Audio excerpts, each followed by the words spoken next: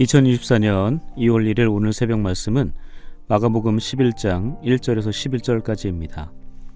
그들이 예루살렘에 가까이 와서 감람산 벳바게와 베다니에 이르렀을 때에 예수께서 제자 중 둘을 보내시며 이르시되 너희는 맞은편 마을로 가라. 그리로 들어가면 곧 아직 아무도 타보지 않은 나귀 새끼가 매여 있는 것을 보리니 풀어 끌고 오라.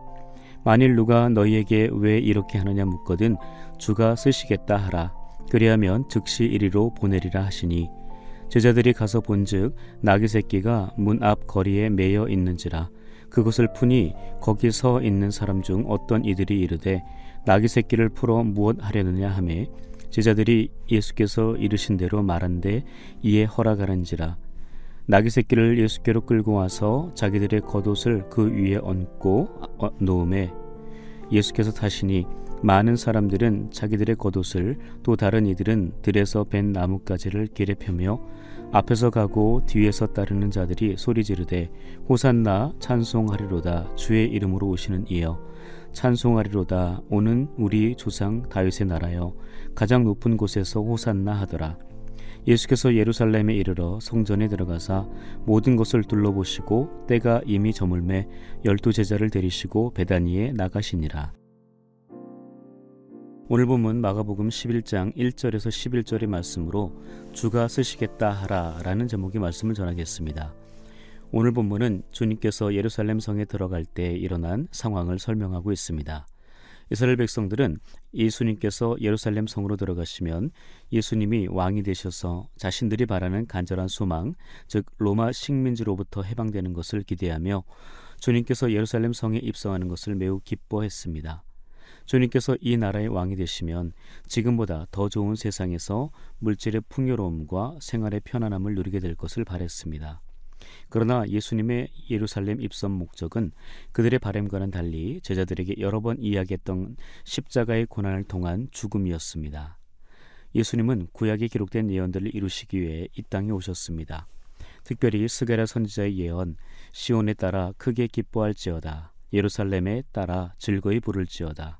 보라, 내 왕이 내게 임하시나니 그는 공의로우시며 구원을 베푸시며 겸손하여서 나귀를 타시나니 나귀의 작은 것 곧 나귀 새끼니라 라는 말씀을 이루시기 위해 말씀대로 나귀를 타고 예루살렘 성으로 들어오셨습니다.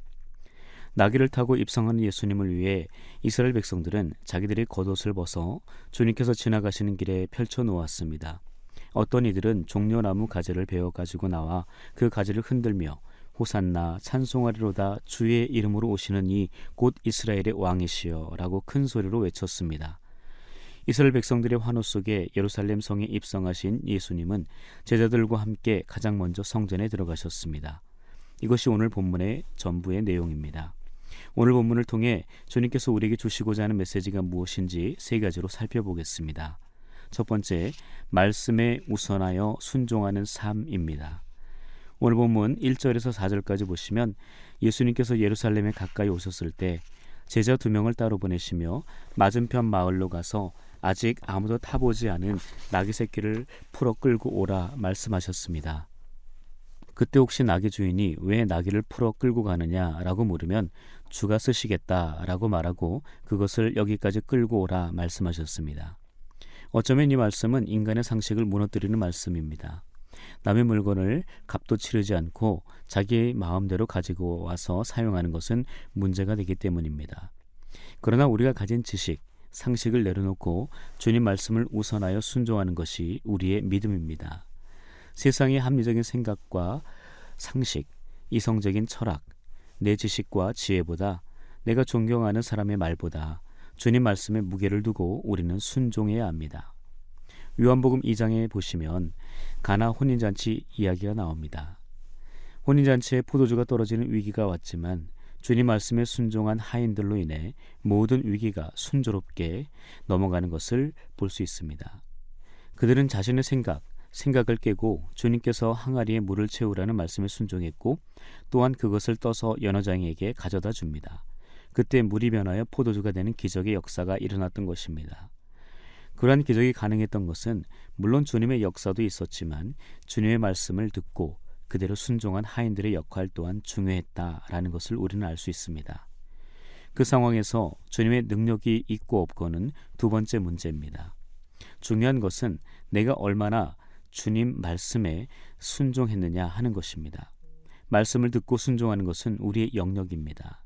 세상적 가치관, 지식과 지혜, 그리고 사람들의 말보다 주님 말씀을 우선하여 그 말씀을 귀 기울여 듣고 그대로 순종하는 것이야말로 주님을 삶의 주인, 인생의 왕으로 모시고 살아가는 그리스도인들이 갖추어야 할 매우 중요한 신앙의 덕목인 줄 믿습니다. 두 번째는 자신의 소유권을 포기하는 삶입니다. 나귀 주인은 주님께서 이 나귀를 쓰시겠다라는 말 한마디에 자신의 소중한 나귀를 내어줍니다. 다시 말해 나귀에 대한 자신의 소유권을 내려놓고 주님께 헌신하여 드리는 모습을 보게 됩니다. 이것이 어떻게 가능했을까요? 어떻게 예수님이 쓰시겠다는 말을 듣자마자 담보도 없이 돈을 받지도 않고 선뜻 나귀 새끼를 내어줄 수 있었을까요? 아마도 그 나귀 주인은 지금까지 주님께서 어떤 일을 하셨는지, 주님께서 어떤 분이신지 소문을 들었거나 또는 직접 여러 가지 기적의 현장에서 주님의 능력을 경험한 사람으로 예수님에 대해 미리 알고 있었던 것으로 보입니다. 그래서 그는 자신과 직접적인 친분 관계는 없었지만 주님의 말씀, 그 권위를 인정하고 자신의 것을 과감하게 포기하여 주님께 드린 것입니다. 우리가 믿음 안에서 살아가며 자신이 가진 권리를 포기한다는 것은 예수님을 따르는 삶의 기본 자세입니다. 또한 예수님의 제자가 되기 위한 가장 중요한 덕목이기도 합니다. 주님은 누가복음 14장에서 무리들과 제자들을 향해 너희 중에 누구든지 자기의 목숨까지 미워하고 자기의 모든 소유를 버리지 아니하면 능히 내 제자가 되지 못하리라 라고 말씀하셨습니다. 주님 앞에 나의 권리를 포기한다는 것은 나의 권리를 예수님께 양도한다는 것으로 말할 수 있습니다. 즉 내가 가진 권리를 예수님께 드려 예수님이 나의 권리를 가지시도록 하는 겁니다. 사도 바울은 빌립보서 3장 7절과 8절에서 내 주 그리스도를 아는 지식이 그 무엇보다 가장 고상하기 때문에 나에게 유익하는 모든 것을 그리스도를 위해 해로움과 배설물로 여기노라 라고 고백한 것을 우리는 잘 알고 있습니다. 자신의 권리를 포기하지 않고서는 주님 말씀에 순종할 수 없습니다. 권리 포기가 없다면 신앙 따로 삶 따로가 되기 때문에 신앙 연수가 아무리 길어도 그 사람의 신앙은 그리스도의 장성한 분량에 이르기가 어렵거나 아직도 많은 시간이 필요하게 됩니다. 나귀 주인은 예수님께 자신의 권리를 양도한 진정한 그리스도인의 모습이었습니다. 우리 또한 우리의 삶의 자리에서 주님께서 마음껏 사용하시도록 우리의 권리를 포기하여 드리는 성숙한 그리스도인이 되시기를 축복합니다. 세 번째, 구원자 예수님을 찬양하는 삶입니다. 주님께서는 나귀 주인이 자신의 권리를 포기하여 드린 나귀를 타시고 예루살렘 성으로 들어가셨습니다. 예수님께서 예루살렘 성으로 들어가실 때 이스라엘 백성들은 자기들의 겉옷을 벗어 주님께서 가시는 길에 깔아드렸고 어떤 이들은 나뭇가지를 들고 본문 9절과 10절에 보시는 바와 같이 큰 소리로 외쳤습니다. 호산나 찬송하리로다 주의 이름으로 오시는 이여 찬송하리로다 오는 우리 조상 다윗의 나라여 가장 높은 곳에서 호산나. 이스라엘 백성들은 온 몸과 마음을 다해 겸손한 왕으로 이 땅에 오신 구원자 예수 그리스도를 찬양했습니다. 그들은 하나님의 아들 메시아이신 예수 그리스도가 반드시 로마의 식민 통치로부터 나라와 민족을 해방시켜줄 이스라엘 왕으로 찬양했습니다.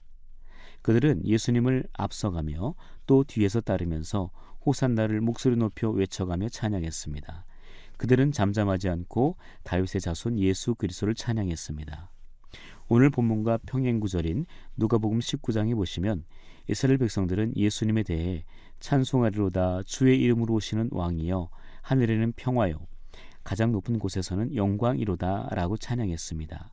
이때 바리새인들이 예수님께 찬송하는 당신의 제자들과 사람들을 조용하라고 책망해달라고 말하자 예수님께서 이렇게 말씀하셨습니다. 만일 이 사람들이 침묵하면 돌들이 소리 지르리라. 이처럼 우리가 예수님을 찬양하는 것은 지극히 당연한 일입니다. 어쩌면 그 일은 우리가 주님을 만나는 순간까지 멈추지 말아야 할 일입니다. 이사야 43장 21절에 보시면 이 백성은 내가 나를 위하여 지었나니 나를 찬송하게 하려 함이니라 라고 기록되어 있습니다. 이처럼 우리는 내 상황과 상관없이 나의 구원자이신 주님을 찬양해야 합니다. 찬양하는 것은 어떤 자격이나 실력이 있어서 달란트가 있어서만 하는 것이 아닙니다. 찬양은 어느 누구나 어떤 모습이든지 상관없이 믿음으로 찬양하는 것입니다. 찬양은 모든 피조물들이라면 당연히 해야 할 일임을 잊지 말아야 합니다. 이제 말씀을 정리합니다. 주님의 은혜로 구원받는 우리의 삶은 어떠해야 할까요? 첫 번째, 주님 말씀에 우선하여 순종하는 삶을 살아야 합니다. 두 번째, 주님을 위해 자신의 권리, 소유를 포기하는 삶을 살아야 합니다. 세 번째, 나를 구원하신 주님을 어떤 상황에서도 찬양하는 삶을 살아야 합니다. 바라기는 오늘 하루의 삶을 사는 동안 순종과 포기, 찬양의 삶으로 하나님의 나라를 경험하는 저와 여러분들 되시기를 주님의 이름으로 축복합니다. 기도하겠습니다. 우리에게 영원한 생명을 주시기 위해 자신을 기꺼이 내어두신 사랑의 주님, 그 주님을 만나기 위해 주님께서 우리에게 친히 보여주셨듯 고난 몸과 마음을 이기고 새벽에 일어나 주님 십자가 앞에 엎드리게 하시니 감사합니다. 오늘 하루도 주님께서 허락하신 소중한 시간임을 잊지 않고 주님과 함께 주님 안에서 가치 있고 의미 있는 일들을 선택하며 진실함과 성실함으로 행하게 하옵소서.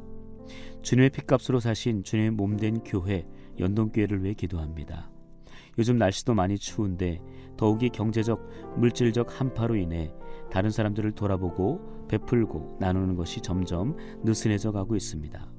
모두가 힘들고 어려운 이때에 특히 삶의 소망과 희망을 잃고 좌절과 절망 가운데 살아가는 이들에게 우리 연동교회가 주님의 손과 발이 되어 사랑과 도움의 손길을 내밀어 그들의 영혼과 삶을 살리게 하옵소서. 생명을 살리는 사역에 목숨을 거는 복음적 교회 되게 하옵소서. 우리 교회 창립 130주년을 허락하신 주님 진심으로 감사드립니다. 올해의 계획들이 성도들과 이웃들이 하나 되어 기쁨과 즐거움을 서로 나누되 먼저 하나님께 감사와 기쁨의 영광을 올려드리는 성숙한 연동의 교회 되게 하옵소서. 모든 계획을 성령께서 이끌어 가시도록 내어드리게 하시고 그 사역들을 기도로 준비하되 자원하는 심령으로 적극적으로 긍정적인 자세로 동참하게 하옵소서.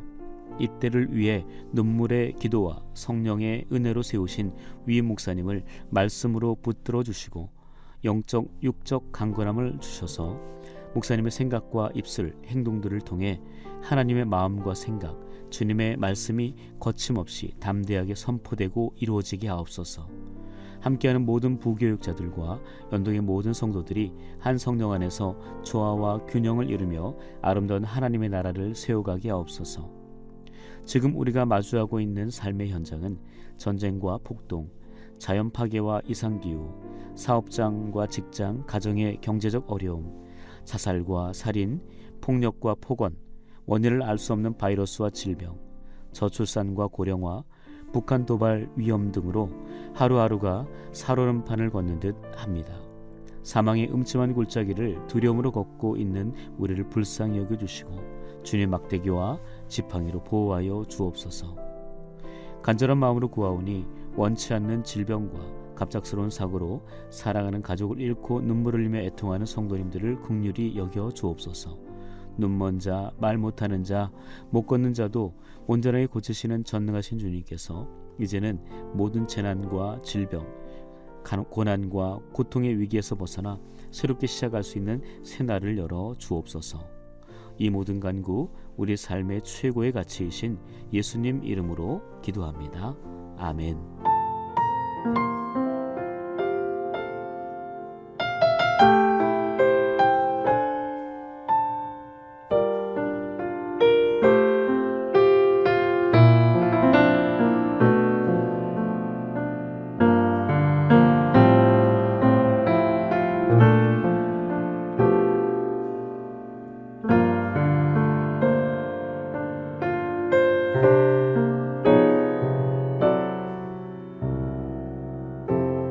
삶의 작은 일에도 그 마음을 알기 원하는 그 길, 그 좁은 길로 가기 원해. 나의 작음을 알고 그분의 크심을 알며 소망 그 깊은 길로 가기 원하네.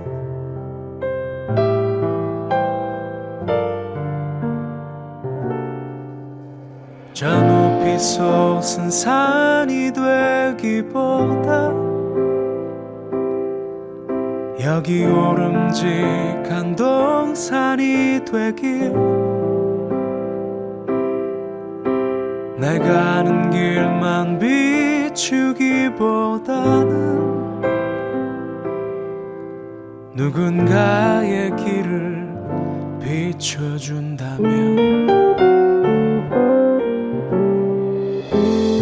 내가 노래하듯이 또 내가 얘기하듯이 살길 난 그렇게 죽기 원하네.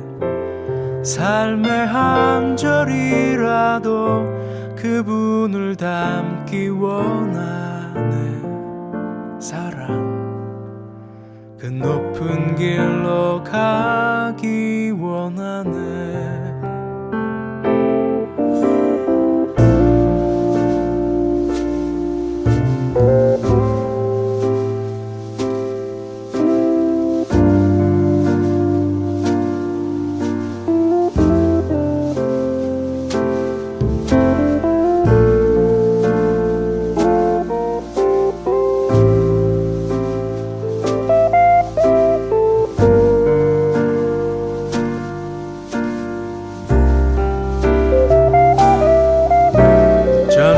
솟은 산이 되기보다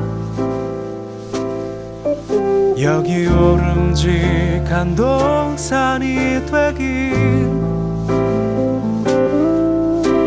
내가 아는 길만 비추기보다는 누군가의 길을 비춰준다면 내가 노래하듯이 또 내가 얘기하듯이 살길 난 그렇게 죽기 원하네. 삶의 한 절이라도 그분을 닮기 원하네. 사랑 그 좁은 길로 가기 원하네. 그 깊은 길로 가기 원하네.